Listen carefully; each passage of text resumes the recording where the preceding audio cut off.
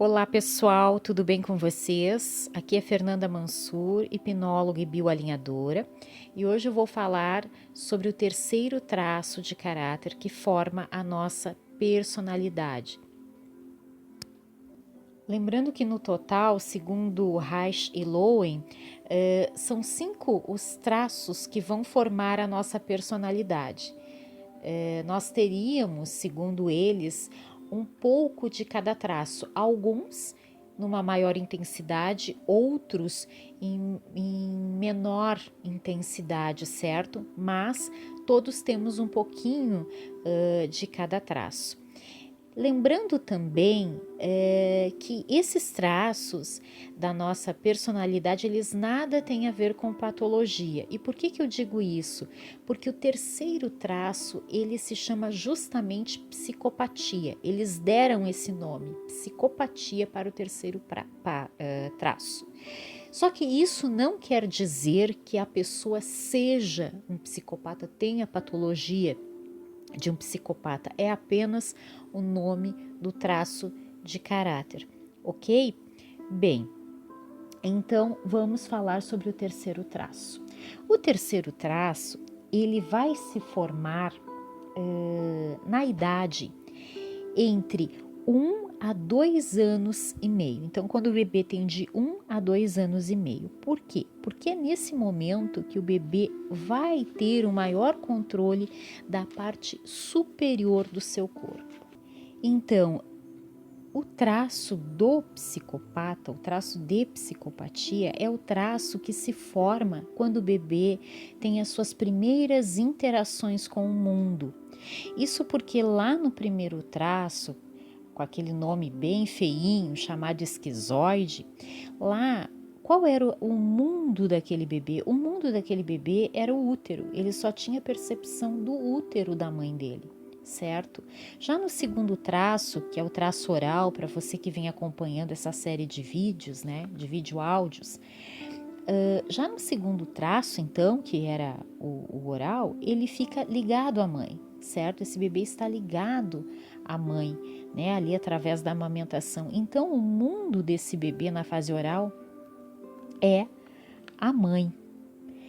E então, aqui na fase da psicopatia, a criança começa a perceber um mundo além da sua mãe. Ela começa a perceber um mundo à sua volta, ela começa a interagir com todas as pessoas.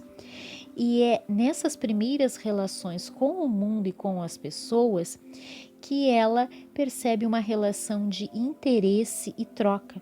E a sensação que ela tem é que ela não é importante simplesmente pelo que ela é, mas sim pelo que ela faz. Então, essa é justamente aquela fase em que a criança começa a fazer coisas para chamar a atenção dos pais, começa a fazer aquele charminho, aquelas brincadeirinhas para chamar a atenção, e daí o papai, a mamãe acha engraçado, né? Começa a mostrar lá para os amigos, para as pessoas que estão à volta, o que aquele bebê aprendeu de novo. É a famosa fase que chamam de bilu-bilu, né?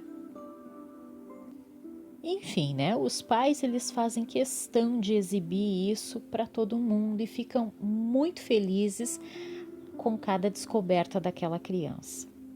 Mas, na percepção daquela criança, veja que é na percepção dela, né? Ela pode ir sentindo que ela só é importante, que ela só tem valor, que ela só ganha atenção dos pais e das pessoas que estão ao redor se ela fizer o que os outros querem e esperam que ela faça. Isso tudo, essa percepção é algo inconsciente, né? De uma certa forma é algo inconsciente. E de uma certa forma, essa criança, ela vai com isso se sentir um tanto quanto usada, manipulada. E essa é justamente a dor do traço de caráter da psicopatia, a dor da manipulação. E quais são as características que essa criança que adquire forte esse traço de caráter costuma trazer para a sua vida adulta? né? Quando ele é um adulto. Quais características ele apresenta, então? Então, quando eles são adultos, eles fazem de tudo para chamar a atenção do outro. São pessoas que fazem de tudo pelo outro. Se necessário, elas tiram delas para dar para o outro. Elas querem sempre saber como o outro está. Elas se preocupam muito com o bem-estar do outro, se o outro precisa de alguma coisa. Mas veja que, por outro lado, elas são pessoas mais frias. Isso não significa que elas não tenham um sentimento, que não tenham amor. Mas elas têm sim um pouco mais de frieza, digamos assim. São pessoas mais racionais, né, digamos. Só que por detrás de tudo isso existe uma moeda de troca. Por trás de tudo isso, de todas esse comportamento, essas atitudes de querer ajudar o outro, de estar sempre preocupado com o outro, é como se por detrás existisse uma moeda de troca. Existisse uma expectativa, eu te dou algo, mas eu quero algo em troca, né? Então, quando adultos, eles fazem de tudo para agradar, para te ajudar, para ter a tua atenção, só que lá no fundo existe uma expectativa de troca. Então, eu te ajudo, eu te auxilio, tudo que eu puder eu faço por você, mas eu quero algo em troca. Sempre tem uma moeda de troca nesse tipo de perfil que pertence a esse traço de caráter, né? Porque acaba gerando uma expectativa. Eu te agrado com bolo, mas eu fico na expectativa nem que seja de um elogio, de um reconhecimento. E o que acontece quando as pessoas que têm forte esse caráter não recebem esse reconhecimento, esse elogio, não recebem algo em troca pelo que fizeram? Elas se sentem muito mal, porque elas não tiveram o que queriam em troca. Então elas pensam assim, puxa, eu dei tanto e não recebi nada. Então é como se a outra pessoa pela qual eu fiz tanto ficasse me devendo. E por ficar me devendo, como é que eu me sinto? Eu me sinto uma vítima. Quando eu não recebo a atenção, eu me coloco justamente lá no banquinho da vítima. Então eu me sinto como? Eu me sinto manipulada, eu me sinto usada, né? A dor da manipulação, o medo de ser manipulada, de ser usada. Por quê? Porque eu estou esperando algo que não veio, que a pessoa não me retribuiu como eu queria. E isso tem uma conexão muito forte com aquela idade que nós falamos agora há pouco, que a criança fazia de tudo para chamar atenção.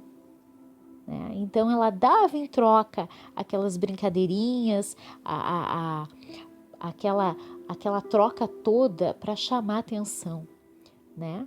E ela efetivamente recebia atenção, recebia o aplauso dos pais ou de quem estivesse ali. Então, esse adulto que tem esse traço está totalmente conectado com essa fase lá, de 1 ano aos 2 anos e meio. E ao mesmo tempo, essa pessoa, ela traz aquele mesmo pensamento daquela criança, que se ela não fizer nada, ninguém vai dar valor para ela pelo que ela é. Então ela tem que fazer, ajudar, ficar esperando por uma moeda de troca, porque ela acha que se ela não fizer, que se ela não ajudar, ela não vai ter valor algum. E quais são os recursos desse traço de caráter? Porque nós já falamos da dor, né? Da dor da manipulação, de se sentir manipulado, vítima, usado, enfim. Mas qual é o recurso? O recurso é justamente a capacidade que essas pessoas têm de liderar, de negociar. Então, eles vão ser excelentes negociadores, excelentes vendedores, excelentes líderes. Né? Então, eles têm o poder de manipular, de convencer coisas, pessoas e situações. E aqui a palavra manipular não deve ser vista de uma forma negativa. justamente porque não existe traço de caráter bom nem traço de caráter mau, certo? O que acontece é que existem tanto pessoas com traços que serão pessoas excelentes e outras que serão péssimas pessoas. Vai depender de como ela está usando os recursos dela, certo? Então, a manipulação aqui não é considerado algo ruim, é um recurso, da manipulação, recurso da articulação. Então, ela, quando criança, ela negociava com o pai o colo da mãe, ela negociava com a mãe para conseguir um doce, um brinquedo, e assim, hoje, ela faz em adulto com as pessoas que estão ali ao redor, né? São pessoas hoje, adultos hoje, que têm a mente muito articulada, eles veem a vida, as pessoas como se fossem um jogo de xadrez, né? Outras duas características muito interessantes desse traço de caráter é que as pessoas que têm esse traço forte, elas vão ter um olhar completamente compenetrante, né? O olhar delas vai ser diferente e muitas delas têm o famoso sorrisinho torto, sabe aquela pessoa que faz aquele sorrisinho charmoso, torto assim? É típico também de alguém que tenha esse traço de caráter forte. Então é isso, pessoal. Eu espero que vocês tenham gostado desse terceiro traço. Me contem se vocês se identificaram. Podem deixar o seu like, o seu comentário aqui embaixo. Se você ainda não é inscrito no canal, eu te peço a gentileza, se inscreva, indique esse canal, esse vídeo. Se você achou interessante, compartilhe, indique para o seu amigo, para o seu familiar que talvez vá gostar. Certo? Então é isso. Eu quero agradecer a todos por terem me ouvido até aqui e um grande abraço. E assim que possível eu vou postar aqui então o quarto traço.